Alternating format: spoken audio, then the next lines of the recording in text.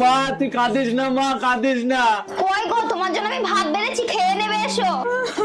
আরে বেরো থেকে, আজ থেকে আমি তোর হাতে খাবো না, আমি আমার মায়ের হাতে খাবো। বেরো যা তুই। যত সব।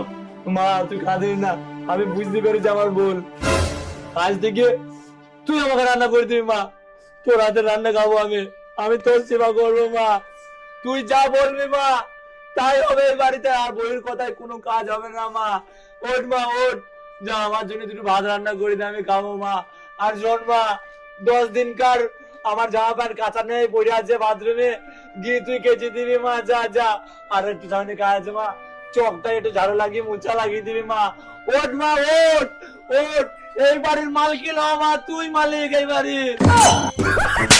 আমার কাছে আমার বৌমার সাথে ওভাবে কথা বলবি না, যা শিগগিরই বৌমা রান্না করেছে খেয়ে নিগা। আচ্ছা ঠিক আছে। ভালো লাগে।